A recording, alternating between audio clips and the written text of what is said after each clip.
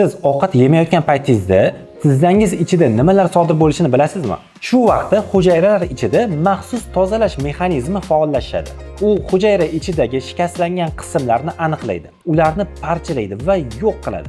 Eng qizig'i aynan shu hujayraviy tozalanish mexanizmini o'rganib, kashf qilgan ushbu yapon olimi Yasunori Asumi 2016-yilda Nobel mukofotini olgan.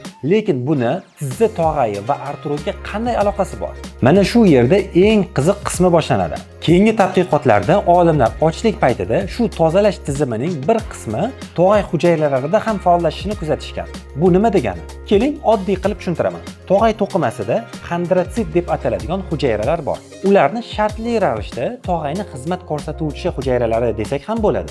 Ular tog'ay to'qimasining normal holatini saqlab turishda juda muhim vazifani bajaradi. Har bir xondrotsit ichida esa mitoxondriya degan narsa bor.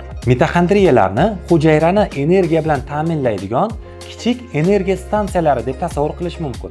Lekin vaqt o'tishi bilan ularning ayrimlari shikastlanadi. Buning o'zi hali katta muammo emas. Muammo shikastlangan mitoxondriyalar o'z vaqtida tozalanmasa boshlanadi. Ular hujayra ichida to'planib boradi. Uning normal ishlashiga xalaqit beradi va oxir oqibat xondrotsitning, ya'ni to'qimani o'zi ham nobud bo'lishi mumkin. Tog'ay uchun esa bu juda ham muhim. Chunki xondrotsit teri hujayrasiga o'xshab tez-tez yangilanib turavermaydi. U nobud bo'lsa, tog'ayning shu qismiga xizmat qilib turgan hujayra ham yo'qoladi. Mana shu yerda mitofagiya deb ataladigan jarayon ishga tushadi. Nomi murakkab eshitilishi mumkin, lekin mazmuni juda ham oddiy. Mitofagiya hujayraning shikastlangan boyagi energiya stansiyalarini, ya'ni mitoxondriyalarni topib, ularni parchalab va yo'q qilib borish jarayoni. Ya'ni hujayra o'z ichidagi ishdan chiqqan qismlarini aniqlab, bu endi kerak emas deb ularni tozalaydi. Tadqiqotlarda esa ochlik holati tog'ay to'qimalarida, ya'ni aynan shu jarayonni faollashtirishni ko'rsatilgan. Bu jarayonda aptinevrin deb ataladigan oqsil ham muhim rol o'ynaydi. U shikastlangan energiya stansiyalarini, ya'ni mitoxondriyalarni aniqlash va ularni tozalash jarayonida ishtirok etadi. Boshqacha aytganda, siz tashqaridan qaraganda shunchaki ovqat yemay turibsiz, lekin hujayra ichida eskirgan va shikastlangan qismlarni tozalash bilan bog'liq jarayonlar faollashadi.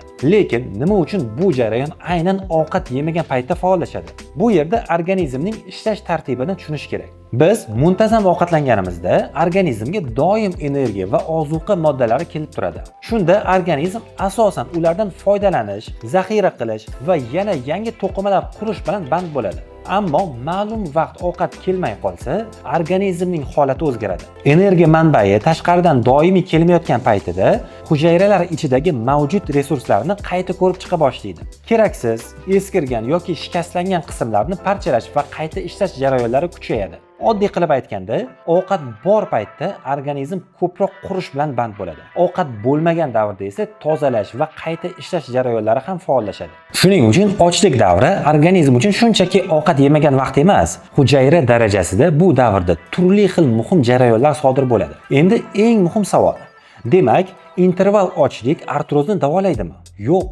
Hozircha bunday xulosa qilishga biroz shoshilmaslik kerak. Bu yerda juda ham muhim farq bor. Mitofagiya va xondrotsitlardagi himoya mexanizmlari haqida haqiqiy ilmiy tadqiqotlar mavjud, lekin biz gapirayotgan tadqiqotlar hozircha asosan laboratoriya modellarida o'tkazilgan. Ya'ni artrozi bor odamlarni 16 soat och qoldirib, keyin ularni tog'ay tiklanganligini ko'rsatadigan yetarli klinik tadqiqotlar hozircha yo'q.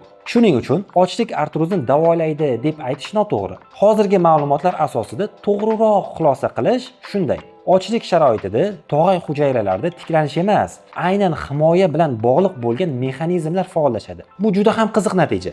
Endi bu ma'lumotlarni amalda qanday qo'llash mumkin desangiz, interval ochlikning eng ko'p tarqalgan usullaridan biri 16 ga 8 rejimi.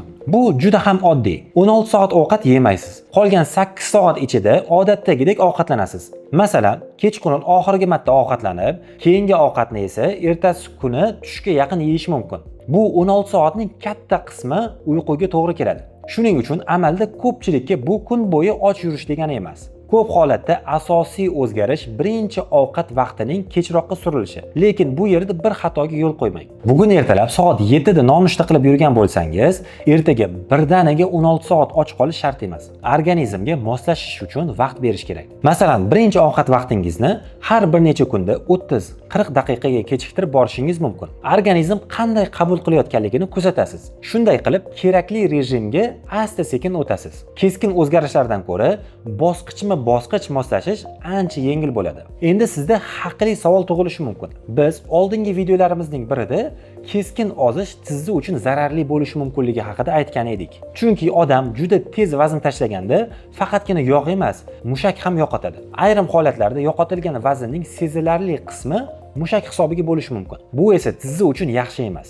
Chunki son va oyoq mushaklari bo'g'imga tushadigan yukni taqsimlashda juda ham katta rolni o'ynaydi. Mushak zaiflashsa, harakat paytida bo'g'imga tushadigan yuk ham o'zgaradi. Shunda savol paydo bo'ladi. Bir tomondan och qolmang desak, ikkinchi tomondan interval ochlik haqida gapiryapmiz. Bu bir-biriga zid emasmi? Aslida yo'q. Chunki bu yerda ikkita butunlay boshqa narsa haqida gap ketyapti. Interval ochlik qachon ovqatlanish haqida, kaloriya tanqisligi esa qancha ovqatlanishingiz haqida bo'ladi. Masalan, siz 16 soat ovqat yemasligingiz mumkin, lekin qolgan 8 soat ichida organizmga kerakli miqdorda kaloriya, oqsil va boshqa ozuqa moddalarini qabul qilasiz. Bu holatda maqsad och qolib organizmni ozuqa moddalaridan mahrum qilish emas, faqatgina ovqatlanish vaqtini o'zgartirish. Lekin agar siz 16 soat och qolib, qolgan vaqtni ham juda kam ovqatlansangiz, masalan, organizmga yetarli oqsil bermasangiz, mushak massasini yo'qotishingiz mumkin. U holda interval ochlikning o'zi sizga bu muammodan himoya qilmaydi. Shuning uchun juda ham muhimi interval ochlik kam ovqatlanish degani emas, ayniqsa artrozi bor odam uchun mushak massasini saqlab qolish juda ham muhim vazifa. Yana bir muhim masala bor. Interval ochlik hammaga ham to'g'ri kelmaydi. Agar sizda qandli diabet bo'lsa, ayniqsa qondagi qand miqdorini tushiradigan dorilar qabul qilsangiz, ovqatlanish rejimini o'z boshimchalik bilan keskin o'zgartirish xavfli bo'lishi mumkin. Qondagi qand miqdori haddan tashqari tushib ketishi mumkin. Shuning uchun bunday holatda avvalo endokrinolog bilan maslahatlashish kerak. Zarur bo'lsa, dori dozalarini ham shifokor nazoratida moslashtirish talab qilinishi mumkin. Shuningdek, interval ochlik homilador va emizikli ayollarga, ovqatlanish buzilishlari bo'lgan odamlarga hamda ovqat bilan birga qabul qilinishi shart bo'lgan dorilarni ichadiganlarga ham to'g'ri kelmasligi mumkin. Bunday holatlarda tajriba qilib, sinab ko'rishdan oldin shifokor bilan maslahatlashish muhim. Va oxirida yana bir qiziq ma'lumot.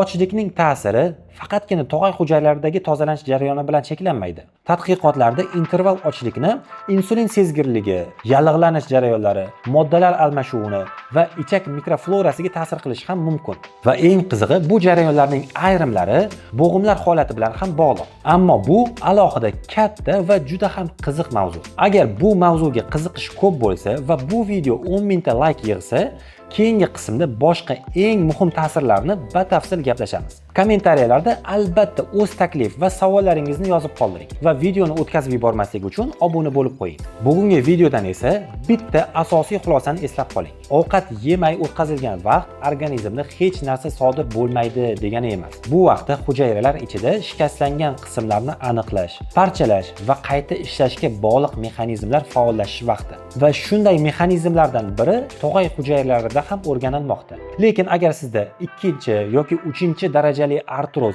allaqachon bo'lsa, grija yoki uzoq vaqtdan beri davom etayotgan bo'g'im og'rig'i bo'lsa, faqatgina ovqatlanish rejimini o'zgartirish yetarli emas. Interval ochlik va to'g'ri ovqatlanish umumiy holatda ijobiy ta'sir qilishi mumkin. Lekin ular to'g'ri diagnostika va individual davolash rejasini o'rnini bosa olmaydi. Bundan tashqari, mushaklarni uyg'otish, ularni kuchaytirish, yukni to'g'ri taqsimlash va nerv tizimi bilan ishlash kabi bir necha qadamlar bor. Va bu qadamlarni bosib o'tishda sizga Delta Vita reabilitatsiya markazi yordam bera oladi. Sizga muammoni sababini aniqlab, operatsiya va ukollarsiz individual tiklanish imkonini beradi.